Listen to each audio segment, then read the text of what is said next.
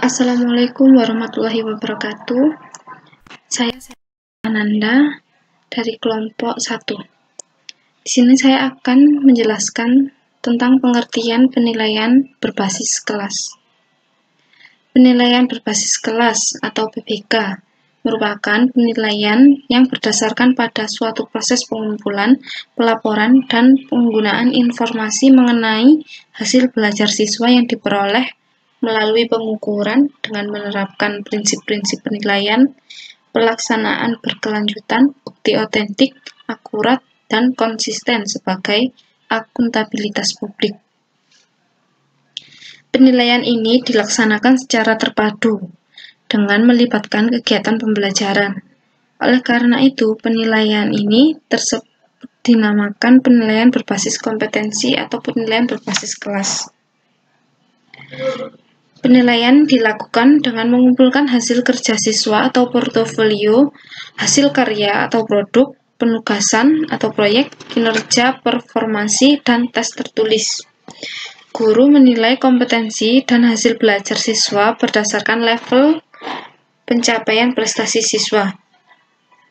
Penilaian ini mencakup dua kegiatan, yaitu yang pertama, pengumpulan informasi tentang pencapaian hasil belajar siswa, dan yang kedua yaitu pembuatan keputusan tentang hasil belajar siswa berdasarkan informasi tersebut. Selanjutnya yaitu tujuan penilaian pembelajaran berbasis kelas. Yang pertama yaitu untuk memberikan informasi tentang kemajuan belajar. Selanjutnya informasi yang digunakan untuk membina kegiatan belajar lebih lanjut. Yang ketiga yaitu motivasi belajar siswa dan melakukan bimbingan yang lebih tepat. Adapun fungsi penilaian berbasis kelas. Yang pertama yaitu agar siswa dalam mewujudkan dirinya dengan mengubah atau mengembangkan perilakunya ke arah yang lebih baik dan maju. Yang kedua yaitu siswa mendapat kepuasan atas apa yang dikerjakannya. Yang ketiga yaitu guru menetapkan apakah metode mengajar yang digunakannya telah memadai atau tidak.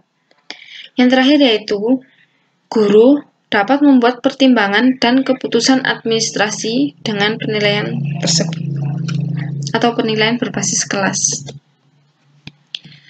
Selanjutnya yaitu objek penilaian berbasis kelas. Yang pertama yaitu penilaian dasar mata pelajaran. Yaitu yang termasuk dalam penilaian ini merupakan pengetahuan, keterampilan, sikap, dan nilai-nilai yang direfleksikan dalam kebiasaan berpikir dan bertindak setelah peserta didik menyelesaikan suatu aspek atau subjek mata pelajaran. Yang kedua yaitu penilaian kompetensi rumpun mata pelajaran. Yang termasuk dalam penilaian ini yaitu pengetahuan, keterampilan, sikap, dan nilai-nilai yang direfleksikan dalam kebiasaan berpikir atau bertindak yang seharusnya dicapai oleh peserta didik. Selanjutnya yaitu penilaian kompetensi lintas kurikulum. Yang termasuk yaitu pengetahuan, keterampilan, sikap, dan nilai-nilai yang direfleksikan dalam kebiasaan berpikir dan bertindak yang mencakup kecakapan belajar sepanjang hayat, dan kecakapan hidup yang harus dicapai oleh peserta didik melalui pengalaman belajar secara berkesinambungan. Yang keempat yaitu penilaian kompetensi tamatan, yaitu merupakan pengetahuan, keterampilan, sikap, dan nilai-nilai yang direfleksikan dalam kebiasaan berpikir dan bertindak setelah peserta didik menyelesaikan jenjang pendidikan tertentu. Yang terakhir yaitu penilaian terhadap pencapaian keterampilan hidup, yaitu kecakapan hidup yang dimiliki peserta didik melalui berbagai pengalaman belajar yang perlu dinilai sejauh mana kesesuaiannya dengan kebutuhan mereka untuk dapat bertahan dan berkembang dalam kehidupannya di lingkungan keluarga, sekolah, maupun masyarakat. Sekian dari saya. Wassalamualaikum warahmatullahi wabarakatuh. Selanjutnya yaitu domain dan alat penilaian berbasis kelas. 1. Domain kognitif. Domain kognitif meliputi hal-hal sebagai berikut. 1. Tingkatan hafalan. Peserta didik atau siswa diharuskan untuk meningkatkan hafalannya. Kedua, tingkatan pemahaman. Peserta didik harus meningkatkan pemahamannya dalam materi pembelajaran. 2. Tingkatan aplikasi. Peserta didik atau siswa mampu mengaplikasikan materi pelajaran terhadap dunia nyatanya. Yang keempat, tingkatan sintesis. Tingkatan sintesis ini peserta didik mampu memadukan berbagai unsur atau komponen dalam membentuk bangunan atau mengarang, melukis, menggambar, dan sebagainya. Kelima, tingkatan analisis, yaitu peserta didik mampu mengklasifikasi atau menggolongkan suatu objek. Yang terakhir, tingkatan evaluasi atau penilaian. Siswa atau peserta didik dapat mengevaluasi atau menilai diri mereka sendiri terhadap materi pelajaran yang dia dapatkan. Yang kedua, domain psikomotor. Pertama, tingkatan penguasaan gerakan awal berisi kemampuan peserta didik dalam menggerakkan sebagian anggota badan. Kedua, tingkatan gerakan semi rutin meliputi kemampuan melakukan atau menirukan gerakan yang melibatkan seluruh anggota badan. Ketiga, tingkatan gerakan rutin berisi kemampuan melakukan gerakan secara menyeluruh dengan sempurna dan sampai pada tingkatan otomatis. Alat penilaian yang digunakan untuk mengukur domain psikomotor yaitu pertama, tes paper and pencil. Walaupun tes ini tertulis, namun sasarannya dapat atau mampu mengetahui seberapa sampai mana peserta didik itu paham oleh materi pelajaran. Yang kedua, tes identifikasi. Tes ini mengukur peserta didik sampai mana dia mampu mengembangkan materi tersebut. Yang ketiga, tes simulasi. Yang keempat, tes petik kerja. Tes ini ditujukan untuk mengembangkan atau memberi wawasan lebih terhadap peserta didik. Domain afektif. Domain afektif ini ada dua hal yang harus dinilai. Yang pertama yaitu kompetensi afektif yang ingin dicapai dalam pembelajaran meliputi tingkatan pemberian respon, apresiasi, dan penilaian dan internalisasi terhadap diri mereka sendiri. Yang kedua, sikap dan minat peserta didik terhadap mata pelajaran dan proses pembelajaran. Selanjutnya, manfaat hasil penilaian berbasis kelas. Di sini, penilaian ini bermanfaat juga bagi guru agar mengetahui kemajuan dan hasil belajar peserta didik, memberikan umpan balik untuk memperbaikan proses pembelajaran, menentukan kenaikan kelas, dan memotivasi peserta didik untuk belajar lebih baik. Terus juga bagi orang tua, penilaian ini juga sangat penting dan bermanfaat untuk mengetahui kelebihan dan kekurangan anaknya, serta orang tua memberi bimbingan dan merangsang orang tua untuk menjalin komunikasi dengan pihak sekolah dalam rangka perbaikan hasil belajar anaknya tersebut. Terus juga ada manfaat bagi peserta didik itu sendiri. Penilaian ini bermanfaat untuk memantau hasil pencapaian siswa tersebut, kompetensi secara utuhnya, baik yang menyangkut aspek pengetahuan, keterampilan, sikap, dan penilaian. Terus juga jenis-jenis penilaian berbasis kelas. Di sini ada satu tertulis, yaitu merupakan alat yang penyajiannya atau penggunaannya menggunakan tertulis atau pilihan ganda atau juga esai. 2. Tes perbuatan. Tes ini dilakukan saat jam pelajaran berlangsung atau memungkinkan bisa mengadakan praktek. Ketiga, pemberian tugas. Pemberian tugas ini dilakukan untuk semua mata pelajaran dari awal sampai akhir sesuai materi pelajaran. Tetapi pemberian tugas ini juga ada hal-hal yang harus diperhatikan. Yang pertama yaitu tidak memberatkan siswa. Yang kedua juga tugas itu dapat memberi wawasan dan pengetahuan kepada peserta didik tersebut.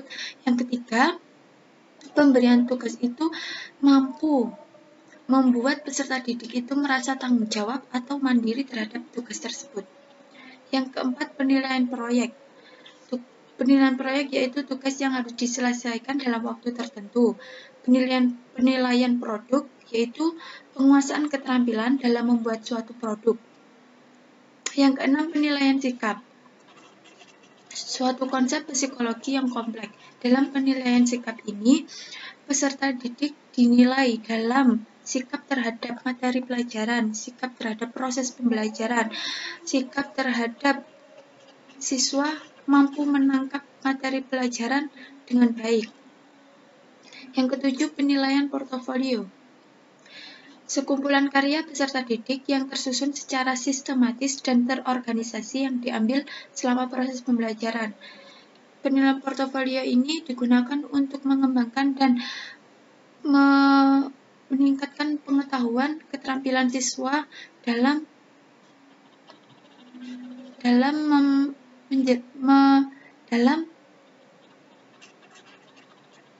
penyampaian materi pembelajaran tersebut. Selanjutnya, saya akan menjelaskan tentang pengertian penilaian autentik. Jadi, penilaian autentik ini adalah pembelajaran yang dirancang agar peserta didik atau siswa itu lebih aktif dalam pembelajaran melalui tahapan merumuskan masalah, terus juga mengajukan pertanyaan atau mengumpulkan data dari berbagai teknik, juga menganalisa data dan juga menarik kesimpulan. Selanjutnya ada tujuan dan juga fungsi penilaian autentik. Itu ada 3 tujuannya. Yang pertama adalah menjadikan siswa belajar dan berhasil menguasai semua pengetahuan yang telah ia pelajari. Yang nomor 2 adalah melatih keterampilan siswa menggunakan pengetahuan dalam konteks kehidupannya. Yang ketiga adalah memberikan kesempatan siswa menyelesaikan masalah nyata dalam kehidupan sehari-hari. Sedangkan fungsinya adalah penilaian dalam pendidikan ini diarahkan kepada keputusan-keputusan yang menyangkut pengajaran, hasil belajar, diagnosis dan usaha perbaikan, penempatan dan juga seleksi, bimbingan konseling, kurikulum dan juga penilaian kelembagaan. Yang terakhir adalah objek penelitian autentik. Jadi peserta didik di sini tuh dapat melakukan percobaan dalam segala bidang. Contohnya dalam bidang sains, bisa melakukan pengamatan dalam bidang sains, melakukan pengamatan dalam bidang sosial, menulis cerita, membaca buku, terus juga dan menafsirkannya, terus memecahkan masalah matematika atau sains yang sesuai dengan lingkungan atau pengalaman peserta didik. Dan peserta didik dituntut untuk tidak hanya menghadapi rumus dan konsep, tetapi juga mampu menerapkan. Baik, saya akan melanjutkan menjelaskan tentang manfaat penelitian autentik, yaitu penggunaan penelitian autentik sebagai evaluasi hasil pembelajaran siswa di sekolah merupakan suatu solusi yang bisa ditawarkan untuk melihat sejauh mana pembelajaran yang dilakukan berjalan dengan efektif. Di sini manfaatnya ada 2 poin. Yang pertama bagi siswa dan yang kedua bagi guru.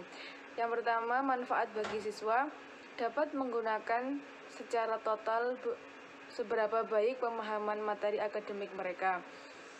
Yang kedua, menggunakan dan memperkuat penguasaan kompetensi mereka, seperti mengumpulkan informasi, menggunakan sumber daya, dan menangani teknologi berpikir sistematis. Yang ketiga, menghubungkan pembelajaran dengan pengalaman mereka sendiri, dunia seperti dunia mereka dan masyarakat luas. Yang keempat, mempertajam keahlian berpikir dalam tingkatan yang lebih tinggi saat mereka menganalisis, memadukan, dan mengidentifikasi masalah. Yang kelima, menciptakan solusi dan mengikuti hubungan sebab akibat. Yang keenam, menerima tanggung jawab dan membuat pilihan. Yang terakhir, berhubungan dan kerjasama dengan orang lain dalam membuat tugas. Dan juga belajar mengevaluasi tingkat prestasi sendiri. Poin yang kedua, manfaat bagi guru, yaitu bisa menjadi tolak ukur yang komprehensif mengenai kemampuan siswa dan seberapa efektif metode yang diberikan kepada siswa. Dalam hal ini, penerapan autentik penting sebagai alat evaluasi hasil belajar agar siswa tidak hanya sekedar menjadi pembelajar saja. Namun pada akhirnya pencapaian prestasi diikuti dengan kemampuan mengaplikasikan kemampuan yang dimilikinya ke dalam dunia nyata. Yang selanjutnya, jenis-jenis penilaian autentik. Guru dapat melakukan dengan meminta peserta didik menyebutkan unsur-unsur proyek atau tugas yang akan mereka gunakan. Yang kedua, penilaian proyek. Penilaian proyek merupakan kegiatan penilaian terhadap tugas yang harus diselesaikan oleh peserta didik menurut waktu tertentu. Di sini ada 3 hal yang perlu diperhatikan guru dalam penilaian proyek. Yang pertama, keterampilan peserta didik dalam memilih topik, mencari dan mengumpulkan data. Yang kedua, kesesuaian atau relevansi materi pembelajaran dengan mengembangkan sikap, keterampilan, dan pengetahuan. Yang ketiga, keaslian sebuah proyek pembelajaran yang dikerjakan atau dihasilkan oleh peserta didik. Jenis selanjutnya yaitu penilaian portofolio, yaitu penilaian atas kumpulan artefak yang menunjukkan kemajuan dan dihargai sebagai hasil kerja dari dunia nyata. Selanjutnya, jenis penilaian tertulis,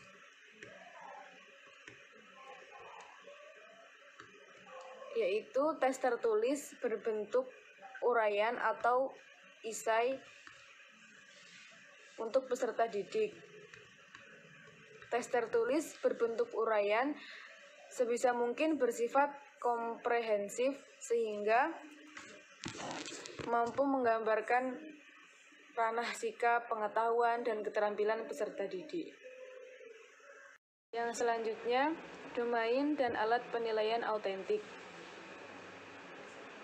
Penerapan penilaian autentik dalam KTSP maupun kurikulum 2013 digunakan untuk menilai kemajuan belajar siswa meliputi sikap, pengetahuan, dan keterampilan.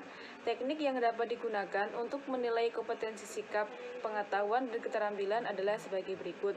Yang pertama, penilaian kompetensi sikap atau afektif.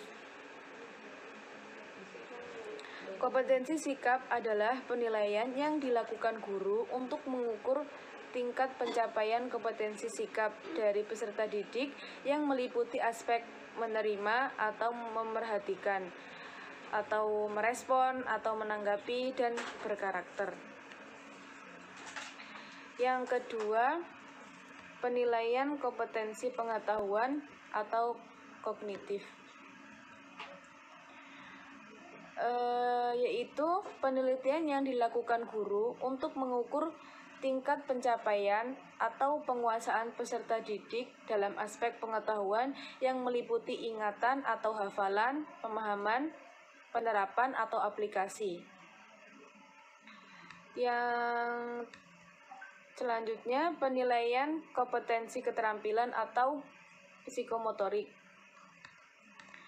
yaitu penilaian yang dilakukan guru untuk mengukur tingkat pencapaian keterampilan atau skill dari peserta didik meliputi aspek imitasi, manipulasi, presisi, artikulasi, dan naturalisasi.